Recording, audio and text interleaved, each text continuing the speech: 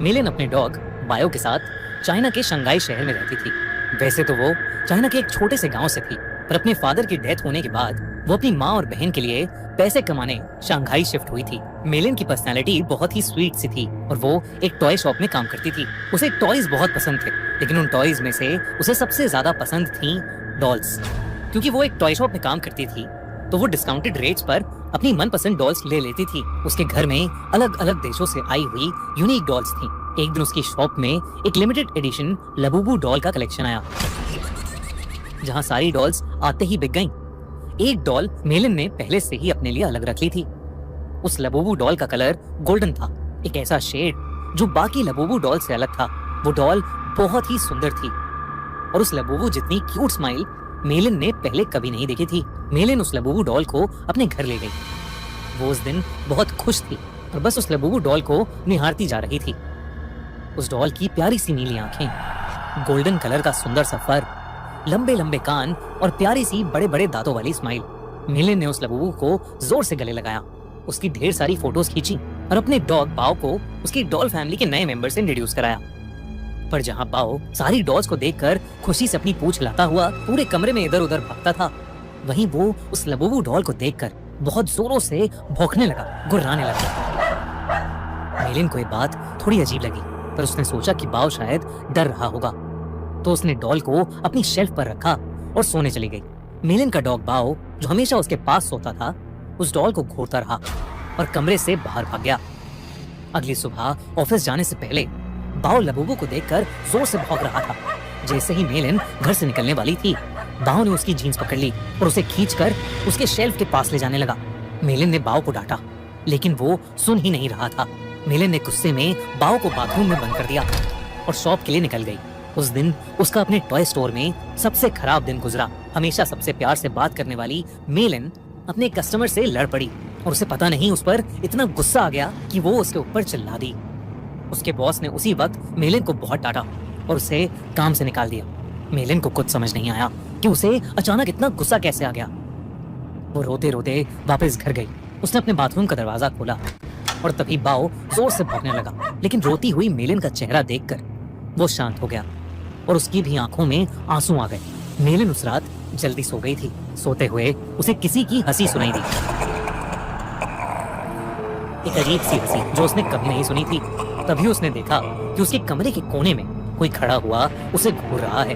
अंधेरे की वजह से वो उसे ठीक से देख नहीं पा रही थी। उसने बिस्तर से उठकर देखा तो वहां कोई नहीं था, बस वहां वो लबूबू डॉल पड़ी थी, जिसे मेलिन ने वापस शेल्फ पर रख दिया और फिर से सोने चली गई। उस रात मेलिन को एक सपना आया जिसमें वो अपने कमरे में थी और वहां एक बहुत ही अजीब सा दिखने वाला जानवर जैसा कुछ था, जिसके बड़े बड़े नुकीले दांत थे, भयानक लंबे और दांतों से भी ज्यादा नुकीले नाखून थे और उसका पूरा शरीर लाल रंग का था। वो जगह जगह से सड़ रहा था। धीरे धीरे वो मेलिन के पास आ गया और उसका गला घोटने के लिए आगे बढ़ा। मेलिन डर के मारे जोर से चिल्लाई, पर वो जानवर उससे ज्यादा जोर से एक भयानक हंसी हंसने लगा और उसने अपने नुकीले पंजों से मेलिन पर अटैक कर दिया। डर के मारे मेलिन की आंख खुल गई, लेकिन तब उसने देखा कि वो लबूबू डॉल उसके ऊपर बैठी है। मेलिन की चीख निकल गई। उसकी चीख सुनकर उसका कुत्ता बाओ भागता हुआ कमरे में आ गया। मेलिन को समझ नहीं आया कि वो लबूबू डॉल जिसे उसने सोते हुए शेल्फ पर रखा था, वो उसके बेड पर कहां से आ गई। उसने ध्यान से उस डॉल को देखा तो वो डॉल अब पहले से ज्यादा हंस रही थी। मेलिन कुछ समझ पाती कि इससे पहले ही मेलिन के डॉग बाओ ने उस डॉल को अपने दांतों से खींचा और उसने उसके चिथड़े चिथड़े कर दिए। मेलिन पसीने से भीगी हुई थी और उसका सर दर्द से फट रहा था, इसलिए उसने बाओ को कुछ नहीं कहा। मेलिन ने उस लबूबू डॉल को डस्टबिन में डाला और बाओ को अपने पास बुलाकर फिर से सोने चली गई। जब वो सुबह उठी तो उसका सर पिछली रात से भी ज्यादा दर्द कर रहा था। साथ ही साथ उसके हाथों पर छोटे छोटे लाल दाने आ गए थे। बाओ भी कमरे में नहीं था। उसने बाओ को आवाज लगाई, पर उसको अपनी बात का कोई जवाब नहीं मिला। मेलिन हॉल में गई, लेकिन बाओ वहां भी नहीं था। वो पूरा घर ढूंढने लगी, लेकिन वो कहीं नहीं मिल रहा था। आखिर में वो अपने बाथरूम में गई। बाओ बाथरूम में भी नहीं था, लेकिन जब उसने अपना चेहरा शीशे में देखा तो उसका पूरा चेहरा उन छोटे छोटे लाल दानों से भर गया था। ऐसा लग रहा था कि जैसे किसी ने उसे काटा हो। तभी बाथरूम मिरर में उसे दिखा कि उसके कंधे के पीछे कुछ भयानक सा था, जो बिल्कुल उस जानवर के जैसा लग रहा था जो उसके सपने में आया था, और वो जोर जोर से हंस रहा था। पर जैसे ही मेलिन मुड़ी, वहाँ कोई जानवर नहीं बल्कि बाथरूम के शेल्फ के ऊपर लबूबू डॉल रखी थी। मेलिन को ये अपनी आंखों का धोखा लगा। उस लबूबू डॉल को तो उसके कुत्ते बाव ने तहस नहस कर दिया था, तो अब वो डॉल वहाँ कैसे आ सकती थी? बल्कि अब उस डॉल के चेहरे की स्माइल एक प्यारी सी स्माइल से बदलकर एक बहुत भयानक हंसी में बदल चुकी थी। मेलिन अब घबरा गई थी और वो बाव को आवाज देती हुई घर के बाहर चली गई, लेकिन वो आसपास कहीं नहीं मिल रहा था। जब वो वापस घर में घुसी तो उसके होश उड़ गए।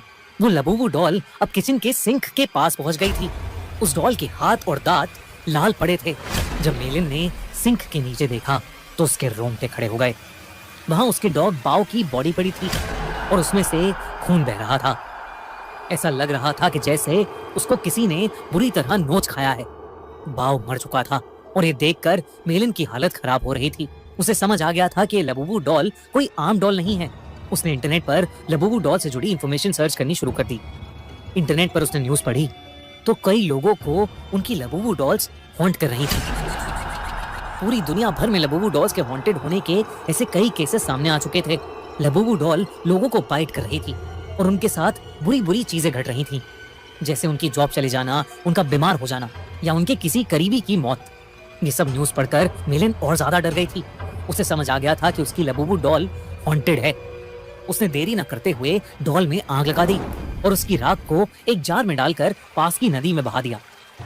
उस रात ये सारा किस्सा उसने अपनी छोटी बहन को फोन पर बताया। मेलिन को लगा कि शायद अब उस लबूबू डॉल से उसे छुटकारा मिल गया है, लेकिन अगली सुबह मेलिन के घर से उसकी डेड बॉडी मिली और उसकी बॉडी के पास वही लबूबू डॉल पड़ी थी, जिसे उसकी टॉय स्टोर में काम करने वाली एक फ्रेंड अपने साथ ले गई। आजकल कुछ लोग इंटरनेट पर ये भी कह रहे हैं कि लबूबू डॉल एक बहुत ही खतरनाक और एक इविल डीमन पज़ुज़ू का दूसरा रूप है। कई कंट्रीज में इन्हीं इंसिडेंट्स के चलते लबूबू को बैन कर दिया गया है, तो कई जगह लबूबू पर प्रीस्ट ने एग्जॉर्सिज्म भी किए हैं। दोस्तों, आपको क्या लगता है? क्या लबूबू डॉल सच में कर्स्ड है? क्या उसमें सच में एक डीमन है या ये सब बस एक अफवाह है? हमें कमेंट्स में जरूर बताइए।